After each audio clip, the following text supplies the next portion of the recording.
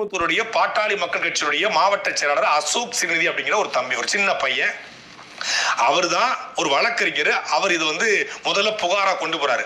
புகார் மேல நடவடிக்கை அவர் ஹைகோர்ட்ல போய் ஒரு ரிட் மனு போடுறாரு. இந்த மாதிரி மைவி3 ஆட்ஸ் தடை செய்யணும், இவங்க மேல நடவடிக்கை சொல்லி போறாரு.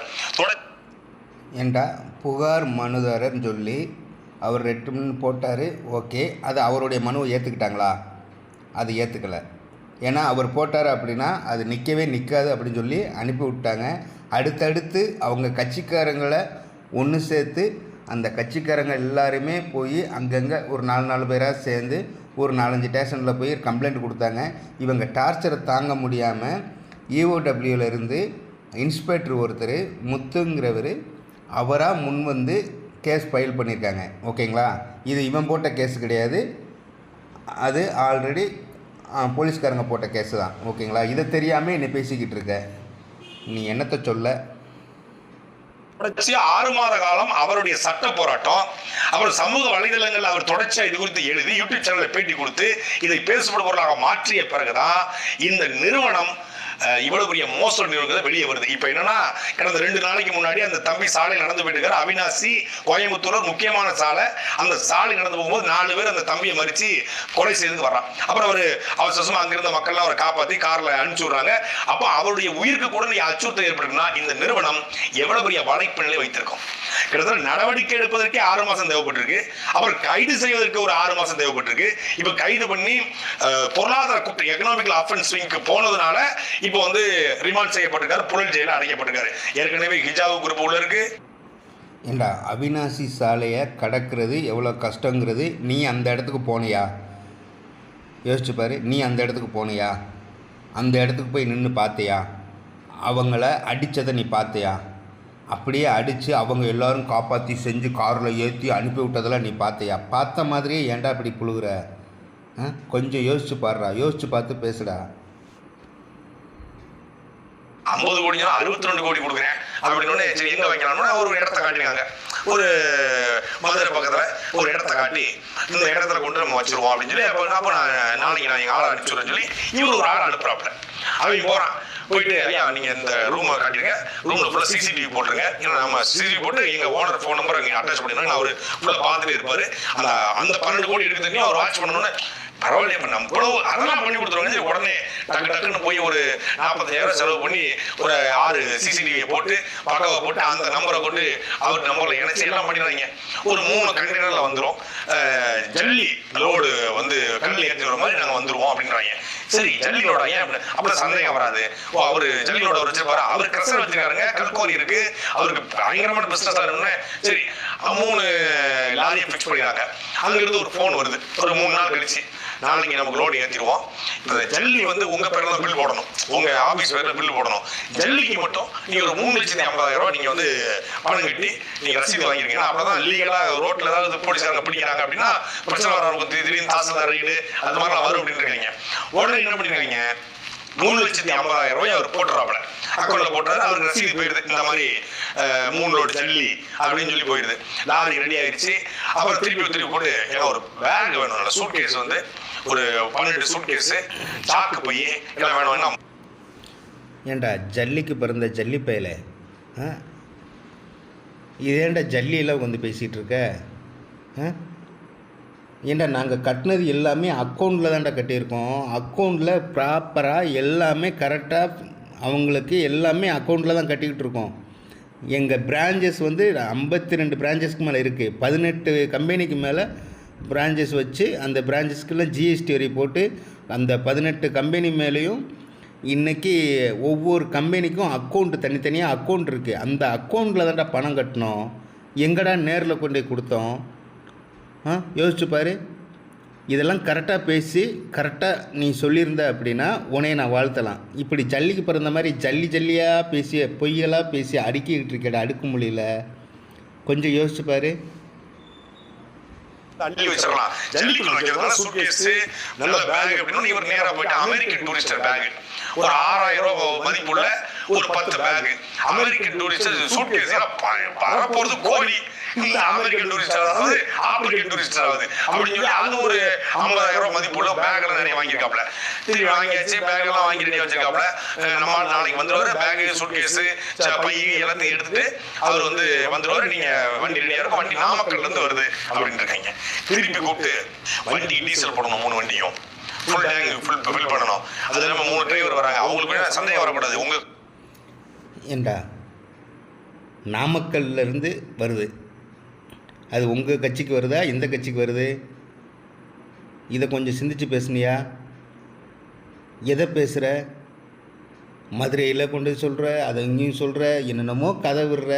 அடுக்கும் மொழியில் கதையை விட்டு பேசி பேசியே இப்படி நாசமாக போன மாதிரி தேவையில்லாமல் பேசி மாட்டிக்கிட்டு முழிக்கிறியாடா. கொஞ்சமாவது யோசித்து பார்த்தியா? தேவையில்லாமல் பேசி தானே மாட்டிக்கிட்டு இருக்க. இது கட்சிக்காரங்கள, நீ வந்து பெரிய கிரிமினலு. இந்த கிரிமினல்காரங்களை தான் இந்த மாதிரி கிரிமினல்லாம் வேலை செய்ய முடியும். அந்த பேக் வாங்கி வச்சா இந்த பேக்கில் வந்து வைக்கலாம், அந்த bag tourist bag, American bag, foreign bag, இந்த மாதிரியெல்லாம் நீ வந்து பேசுகிறதுக்கு அதான் ஏதோ ஒன்று கற்றுக்கிட்டதை இன்றைக்கி இந்த வீடியோ மூலியமாக உனக்கு போடுறதுக்கு ஒரு வாய்ப்பு கிடச்சிருக்கு, போட்டு காமிக்கிற. இந்த கிரிமினல் வேலையெல்லாம் உங்களை மாதிரி ஆளுக்கு தாண்ட நிறையா தெரியும். பார்ப்போம் இன்னும் என்னென்ன சொல்கிறேன்னு பார்ப்போம். கம்யூனிட்டி பேரில் வந்தால் தான் சரியாக இருக்கும். நீங்கள் இந்த இதுக்கு வந்து ஒரு 1.5 லட்ச ரூபா போட்டுக்கிட்டு இருக்கீங்க. ஏன்னா முதல்ல ஒரு 3 லட்சம் கேட்டான், அப்புறம் வந்து அமெரிக்கன் டூரிஸ்ட் பேக் வாங்கணும்னு சொல்லி ஒரு 50,000 நம்ம காலி பண்ணிட்டோம். இப்போ இன்னொரு 1.5 லட்சமா அப்படின்னு சொல்லி இந்த ஆடிட்டரை கூப்பிட்டு எனக்கு ஒரு 3 லட்ச ரூபா இது பண்ணாப்புல கொடுத்துட்டேன். எதுக்கு கொடுத்தீங்க அப்படின்னு அவங்க தானே நமக்கு பணம் தான் சொல்லியிருக்காரு, நீங்க எதுக்கு அவருக்கு பணத்தை கொடுத்தீங்க என்றது ஒரு ஆர்டர் கேட்டுருக்காங்க. இல்லை அவர் தான் வந்து அவரே கான்டாக்ட் பண்ணாப்புல. முதல்ல ஆடிட் மூலம் அறிமுகமாயிட்டு அப்புறம் அவரே ஓவர்டேக் பண்ணி அந்த பர்டிகுலர் பார்ட்டியில போயிடறாப்புல. எங்க பணத்தில் உங்களுக்கு இருங்க, நான் ஃபோன் பண்ணிட்டு வரேன் அப்படின்னு ஃபோனை போட்டு, சார் என்ன சார் நீங்கள் அவர்கிட்ட 3 லட்ச ரூபா பணம் கட்டினா இப்போ 1.5 லட்சம் போட சொன்னீங்களா அப்படின்னு கேட்டதுக்கு, ஏங்க நம்பிக்கை இல்லை இந்த சக்தியானதெல்லாம் நீ நினைச்சிருக்கீங்களா கஷ்டப்பட்டு இருப்பான் பணத்தை அவனை ஜாலியாக இருப்பான். அதுவும் புள்ளி மெதுவோட பிளாக் டீ வேற லெவலில் இருக்கும். நல்லா சாப்பிட்டு சாப்பிட்டு எனக்கு வயிறு போட்டுச்சு. நல்லா இருக்கும், சூப்பராக இருக்கும். நல்லா காலையில் பொங்கல், நல்ல சிக்கன் 65, அப்புறம் சப்பாத்தி ஏ கிளாஸ் வேறு வாங்கியிருப்பான். நல்லா புழல் சிறையில் அவன் சாப்பிட்டு வகுறு வச்சுருக்கான். ஓகேங்களா? அவன் வளர்ந்ததே புழல் சிறையில் தானே. கிரிமினல் வாழ்க்கையில் புகுந்து கிரிமினலாகவே வாழ்ந்த கிரிமினல் நாய் இதெல்லாம் என் கம்பெனியை பற்றி பேசுகிறதுக்கு தகுதி. ஏண்டா சாட்ட நாய் இழுத்துக்கிட்டு 6 வாழ்ந்துட்டு இருப்பாங்க. அதில் எந்த கவலையும் வெளியே வந்த ஒரு 6 மாதம் கழிச்சு வெளியே வந்தால் கூட இந்த வழக்குலையும் கட்டப்பிடி அடிக்கிற பழக்கமும் உனக்கு தாண்டா கட்டப்பிடி அடிக்கிற பழக்கம். கட்டப்பிடி அடித்து அது என்னத்தை சொல்ல உனைய போது தானே இவனுக்கு பின்னாடி ஒரு ஃபாலோவர்ஸ் கூட இருக்குல்ல, பூரா பொண்ணுங்க. ஒரு 10 லட்சம் பேர் இவனை இன்ஸ்டாகிராமில் ஃபாலோ பண்ணுறாங்க. அடிக்கும் போது தான் அவங்க அந்த ஆடியன்ஸ் நம்ம பக்கம் வருவாங்க.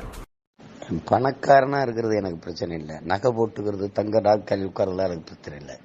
ஃபிகர்களோட இருக்கு, அதுதான் எனக்கு வெறுப்பாக இருக்குது. நல்ல நல்ல ஃபிகராக இருக்குது, அது வெள்ளக்கார ஃபிகர்களாக வச்சுருக்கான், அதுதான் வெறுப்பாக இருக்குது. தம்பி இது வேண்டாம்டா, நீ ரெமி மார்ட்டின் இந்த கொடுத்து ரெமி மார்ட்டின் அடுத்த முறை. ஒரே ஒரு பிசுறு இருக்குது காளியம்மா, அதுக்கப்புறம் அந்த சிவசங்கரன் அவன் ஒரு பிசுறு இருக்குது.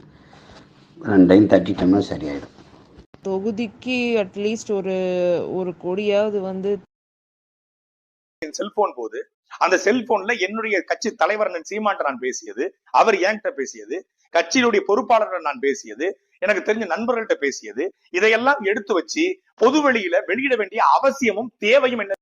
பேசினாலும் மறுபடியும் இந்த எனக்கு மனசே ஆறலை. அந்த வீடியோ பார்த்ததுலேருந்து இன்னும் எனக்கு மனசே ஆறலை. இப்போ இந்த வீடியோ பார்த்தீங்க அப்படின்னா அதில் அவனும் அவனுடைய கட்சி தலைவரும் பேசின ஆடியோவை லீக் பண்ணிட்டாங்களாம். அதை வீடியோவை போட்டு இப்போ நிறையா யூடியூப்பரில் வந்து தப்பாக பேசுகிறாங்களாம். ஏண்டா பேசுனதே தப்பு தான்றா, அதை ஒத்துக்கிறீங்களா ஃபஸ்ட்டு? எங்கள் கட்சிக்குள்ளே நாங்கள் 1000 ஏண்டா உங்கள் கட்சின்னு அது வந்து பொதுவெளி தானே, பொது வழியில் தானே நீங்கள் கட்சி ஆரம்பிச்சிருக்கீங்க. பொதுஜனத்துக்கு நல்லது செய்கிறோன்னு சொல்லி தானே கட்சி ஆரம்பிச்சிருக்கீங்க. ஏதோ வறுமை இருக்குது, அந்த வறுமையை போக்குறதுக்காக தானே கட்சி ஆரம்பித்தேன்னு சொல்லி சொன்னீங்க. ஏண்டா அந்த கட்சிக்குள்ளே என்னடா பேசுகிறீங்க? பிசுருங்கிறீங்க, இப்போ மசுருங்கிறீங்க, என்னென்னமோ பேச்செல்லாம் பேசிகிட்டு இருக்கீங்க. வெள்ளைக்காரி அந்த மாதிரி இந்த மாதிரி என்னென்னமோ கழுதையை பேசி தொலைகிறீங்க.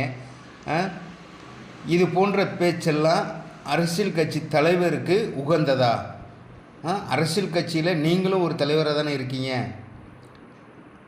அப்படி இருக்கும்போது அதில் தப்பாக பேசுனது உண்மை தானே? அது நீங்கள் தானே பேசியிருக்கீங்க. உங்கள் செல்ஃபோனில் தானே அந்த ஆடியோ கேசட்லாம் இருக்குது. அந்த ஆடியோ தானே ரிலீஸ் பண்ணுறாங்க. அதாவது எனக்கு வந்தால் அது ரத்தம், மற்றவங்களுக்கு வந்தால் தக்காளி சட்னியா? யோசிச்சு பாரு. இது பொது வழிதளத்தில் விடலாமா? பொது வழியில் விடாமல் அப்புறம் எதில் விட? பொது வழியில் விடாமல் அப்புறம் எதில் விடணும்? யோசிச்சு பாரு. நீ பேசுகிறது மட்டும் பொது வழியில் அடுக்குமொழியில் பேசி ஒரு வீடியோ போடலாம். அது என் நிறுவனத்தை பற்றி தப்பாக எவ்வளோ தூரம் பேச முடியுமோ அவ்வளோ தூரம் நீ தப்பாக போடுற. உன்னை கேட்குறதுக்கு நாதி இல்லைன்னு தானே அர்த்தம். கம்பெனியில் 69 லட்சம் பேர் இருக்காங்கன்னு கொஞ்சமாவது பயம் இருந்துச்சுன்னு அந்த வார்த்தையை நீ சொல்லுவியாடா? யோசிச்சு பாரு. எங்கே ஆர்லிஸை பற்றி பேசிப்பார், இது பொன்விட்டாவை பற்றி பேசிப்பார்.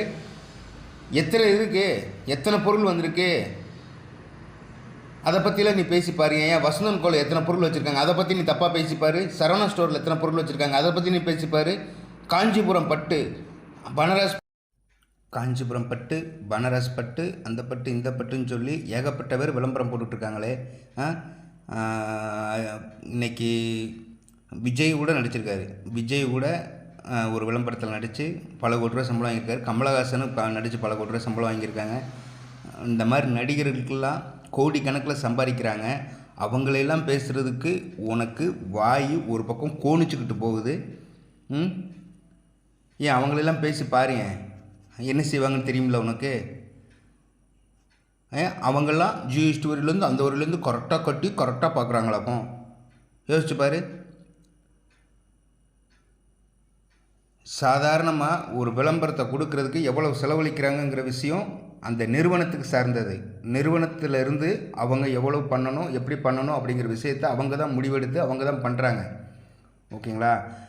அதை வச்சு நீ தேவையில்லாமல் பேசி ஏகப்பட்ட நீ என்ன சொல்கிறது, எனக்கு அவ்வளோ கோபமாக இருக்குது. நான் இது தப்பாக பேசிடக்கூடாது, மக்கள்கிட்ட தப்பான முறையில் பேசிடக்கூடாதுங்கிறது நான் கொஞ்சம் அடக்கி வாசிக்கிறேன். தயவு செஞ்சு சொல்கிறேன், மக்கள் அனைவரும் இதை கவனிச்சுக்கிட்டு இருக்கீங்க. கொஞ்சம் பார்த்து பண்ணுங்கள், சிறப்பாக பண்ணுங்கள். அடுத்து நம்ம எம்டி சார் வெளியே வந்தவுடனே இவங்களுக்கு எல்லாமே ரிவீட் ரெடியாக இருக்குது. அது மட்டும் இல்லை, இன்னும் போக போக அடுத்த வருஷம் இதே டேட்டில் நம்ம கம்பெனி வேறு லெவலில் போகும். கொஞ்சம் வெயிட் பண்ணி பாருங்கள். ஓகேங்களா? அன்பார்ந்த மை3 ஆர்ட்ஸ் உறுப்பினர்கள் அனைவருக்கும் என் நன்றி கலந்த மனமார்ந்த நல்வாழ்த்துக்கள். கொஞ்சம் வெயிட் பண்ணுங்கள். ஓகேங்க சார், நன்றி. அடுத்தடுத்து நான் வீடியோ போடுறேன், அந்த வீடியோவில் சந்திப்போம். ஓகேங்க சார். இந்த நிறுவனத்தை கேவலமாக பேசுனது ஏன் எனக்கு வலிக்குது? காரணம் ஒன்று தான். இந்த நிறுவனத்தில் ஆரம்பத்தில் 2 வருஷத்துக்கு முன்னாடி நான் சேர்ந்து இப்போ கடந்த 1 வருஷ காலத்தில் நிறுவனம் சரியாக இருக்குன்னு பார்த்துக்கிட்டு அந்த நிறுவனத்தில் நான் பர்ச்சேஸ் பண்ணி நான் ஸ்டோர் வச்சுருக்கேன். என்னுடைய ஸ்டோரு கணேஷ் ஸ்டோர், மை3 ஆர்ட்ஸ் கணேஷ் ஸ்டோர்னு வச்சுருக்கேன். இந்த நிறுவனத்தில் நான் பொருட்களை வாங்கி எனது மக்களுக்கு நான் சேல்ஸ் பண்ணுறேன். இதன் மூலிமா எனது வருமானம் இன்றைக்கி நான் பார்த்துக்கிட்டு இருக்கேன். எனக்கு இப்போ ஸ்டோரில் கிட்டத்தட்ட 1 லட்ச ரூபாய் பொருளுக்கு மேலே வச்சுருக்கேன். என்னுடைய பொருள், நான் வச்சுருக்கிற பொருளுக்கு இன்றைக்கு வரைக்கும் ஜிஎஸ்டியிலேருந்து எல்லாமே நான் கரெக்டாக ப்ராப்பராக எல்லாம் கட்டிக்கிட்டு தான் இருக்கோம். நான் கட்டிக்கிட்டு இருக்கேன். அதை இந்த நாய் தப்பாக பேசுது. ஏன் தப்பாக பேசுது? இது எனக்கு கண்டிப்பான முறையில் இது தண்டிக்கப்பட வேண்டிய ஒரு சூழ்நிலை இருக்குது. இதை நீங்கள் முடிஞ்சால் நீங்கள் ப்ராப்பராக கரெக்டாக இருந்துச்சு அப்படின்னா இவன் மேலே நடவடிக்கை எடுத்தே ஆகணும். ஓகேங்களா? இந்த வீடியோ வாயிலாக நான் உனக்கு தெரிவிச்சுக்கிற ஒரே ஒரு விஷயம், சாட்டை துரைமுருகனாக இருந்தாலும் சரி, அசோக் சிறுநிதியாக இருந்தாலும் சரி, எந்த நாயாக இருந்தாலும் சரி, யாராக இருந்தாலும் இந்த நிறுவனத்திற்கு நான் கரெக்டாக ஜிஎஸ்டி கட்டி எல்லாம் ப்ராப்பராக எல்லாம் கட்டி கரெக்டாக நான் பொருள் சேஸ் பண்ணுறேன். இந்த வியாபாரம் செய்வதற்கு எந்த இடத்தில் என்ன தேவையோ அது எல்லாமே நான் வாங்கியிருக்கேன். இதை வந்து தப்புன்னு சொல்கிறாங்களா அதை வந்து நிரூபிக்கணும். அதை விட்டுட்டு தேவையில்லாமல் சமூக வலைதளத்தில் வீடியோ போட்டு அடுக்குமொழியில் பேசி இந்த நாய்கள் பேசட்டும், எவ்வளோ வேணாலும் பேசட்டும். அடுத்தடுத்து அவங்களுக்கு கொஞ்சம் வெயிட் பண்ணி அவங்களுக்கு ரிவீட் ரெடியாக இருக்குது, கொஞ்சம் வச்சு செய்வோம். ஓகேங்களா? ஓகே நண்பர்களே, நன்றி, வணக்கம். மார்க்கெட்டிங்கோ இப்போ கோஷம் போடுறவங்களாம் நாளைக்கு இந்த நெட்வொர்க் மார்க்கெட்டிங் தான் பண்ணுவான் சார். இந்த மாதிரி நேர்மையான மக்கள் ஏமாத்தாத எம்எல்எம் கம்பெனிஸ்க்கு நீங்க தான் சார் ஒரு ஆதரவு தெரிவிக்கணும். இந்த பிசினஸ் நம்பி இருக்கிற எல்லா நெட்வொர்க்கர்ஸ் வாழ்க்கையிலையும் நீங்க தான் சார் ஒரு விலைக்கேற்றி வைக்கணும். நெட்வொர்க்கர்ஸ்னாலே ஏமாத்துறவங்க கிடையாது, சமூகத்துல அந்தஸ்து உண்டாக்குறவங்க நல்ல பேர் வரணுங்க ஐயா. நம்ம நாட்டுல வேலை வாய்ப்பு இல்லாததுனால எத்தனையோ பேர் தன் அழகான குடும்பத்தை விட்டுட்டு ஃபாரின்ல போய் கஷ்டப்படுறாங்க. ஆனா ஃபாரின்ல இருக்க யாராவது நம்ம ஊருக்கு வந்து கஷ்டப்படுறாங்களா? ஏன்? ஏன்னா ஃபாரின்ல இருக்கிற மாதிரி வேலை வாய்ப்பு நம்ம நாட்டுல இல்ல சார். கண்டிப்பா நெட்வொர்க் மார்க்கெட்டிங் மூலியமா வேலையில்லா திண்டாட்டத்தை ஒழிக்க முடியுங்க ஐயா. அது மட்டும் இல்லாம இந்தியா வல்லரசு நாடா மாத்த முடியும் ஐயா. எங்களை மாதிரி எம்எல்எம் பண்ணணும்னு நினைக்கிற யங்ஸ்டர்ஸ்க்கு நீங்க ஒரு நம்பிக்கையை ஊட்டணும் ஐயா. நீங்க சொல்ல போற தீர்ப்பு இந்திய இளைஞர்கள் தலையெழுத்த மாத்தணும் சார். எவ்வளவு சப்போர்ட்டிவா இருக்காங்க தெரியுமா? நாங்க ஒரு சேல் பண்ணோம்னா கவர்மெண்ட் கட்ட வேண்டிய வரி போக பேலன்ஸ் தான் சார் பே அவுட் கமிஷனா வாங்குறோம். இங்க விளம்பரம்ன்ற பேர்ல உலக அழகிகளையும் சினிமா ஸ்டார்ஸையும் கூட்டிட்டு வந்து உயிருக்கு உழ வைக்கிற உணவுப் பொருட்களை சேல் பண்ணிட்டு இருக்காங்க. நாங்க என்ன அப்படியே சார் பண்றோம்? வாய்வெளி விளம்பரம் மூலியமா மக்கள் நேரடியா சந்திச்சு நாங்க சேல் பண்ணிட்டு இருக்கோம் சார். சினிமாக்காரங்க விளம்பரத்தில் நடிச்சு வாங்குற சம்பளத்தை நாங்க உழைச்சு வாங்கிட்டு இருக்கோம் சார். இந்த பிசினஸ் லீகலா எத்திக்கலா ஹலாலான முறையில பண்ணிட்டு இருக்கோம் சார். மோர தெரு தெருவா கூவி கூவி வித்தாலும் யாரும் வாங்க மாட்டாங்க, ஏன்னா அது நல்ல பொருள். சாராயத்தை மூடி மறைச்சு வித்தாலும் வாங்கிடுவாங்க, ஏன்னா அது கெட்ட பொருள். நல்ல பொருள் மக்கள்கிட்ட போய் சேர்றதுக்கு கொஞ்சம் நாள் ஆகும் சார், ஆனா நிலைச்சு நிக்கும். அதே மாதிரிதான் இந்த நெட்வொர்க் மார்க்கெட்டிங்கும். இப்ப கோஷம் போடுறவங்களாம் நாளைக்கு இந்த நெட்வொர்க் மார்க்கெட்டிங் தான் பண்ணுவான் சார். இந்தியாவிலேயே நம்பர் 1 கம்பெனியை நாம ஆகி காட்டணுங்கிற கனவு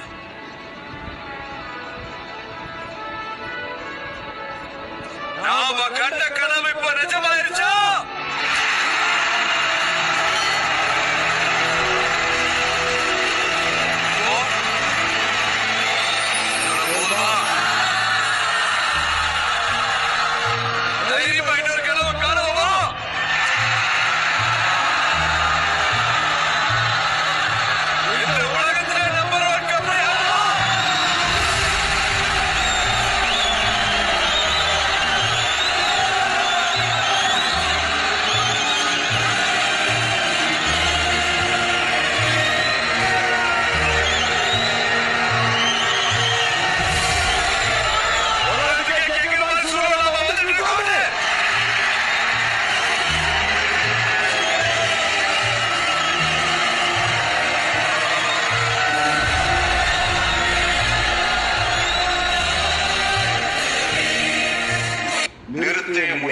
உயிரை கொடுத்தாலும் எழுதுவோங்க.